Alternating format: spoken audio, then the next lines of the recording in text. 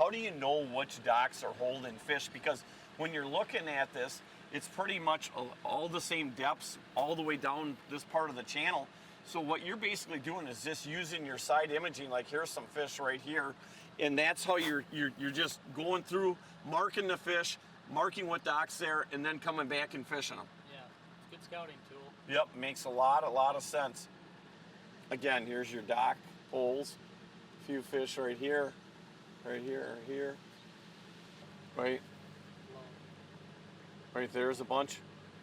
Here's a bunch. We'll definitely come back around and fish that one. Let's just go down a little farther and go up to a couple more and come back and work these.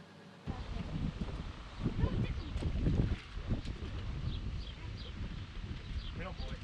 Middle boy. Middle boy. I got one, middle boy. Fish on. Fish on. We got another fishy. Yep, another one. Oh, almost a double, huh? Oh, Daddy. There we go, I got another one. You know, now that's an interesting part about this crappie right here. And what I did is basically, I'm not even winding. I let it come down that slope right there, and this fish was 20 feet away from that pier. Not a real big one, but definitely another fish. And I had the cast before that had another bite. So I'm not even really winding. These fish seem to be a little bit tighter to bottom. Yeah, and I've kind of seen that too. Like, they'll be lower in the mornings. And then they'll start rising up, they'll huh? rise as the sun rises, and then in the evening they'll be super high. Okay. So when I'm casting, watch, I'm not even winding. I'm just watching that line, and I'm watching it to jump.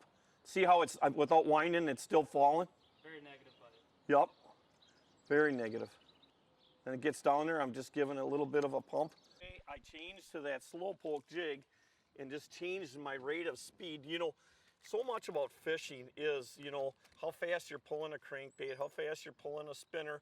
It's all on that presentation, and as far as when it comes to jigs and plastics, it really does have a lot to do with the rate of the speed that that bait is falling.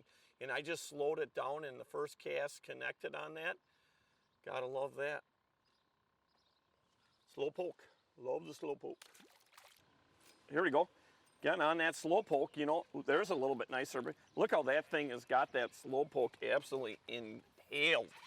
That's, you know, I love about that jig too, is I gotta tell you, is that the angle of that hook is so important. Now look where that thing is hooked, way up into the roof of that mouth of that fish. It's a very unique jig, the way it's shaped. But look at the way that hook is. When you go to set that hook, it's got no place but room to hook the side of that or the top of the mouth of that fish.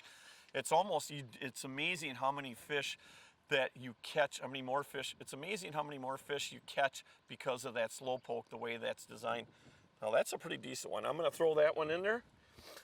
Oh, here we go, Mr. First Stand Up. Ooh, nice. Another nice crappie right there. You gotta love that. And again, Nathan, I went a little bit heavier because we're a little bit deeper and there's a little bit more wind. So again, just trying to control that jig, get that right rate of fall speed down. Perfect hook set on a crappie. Yeah, gotta love. Back side of that bone there. Nice. Crappie.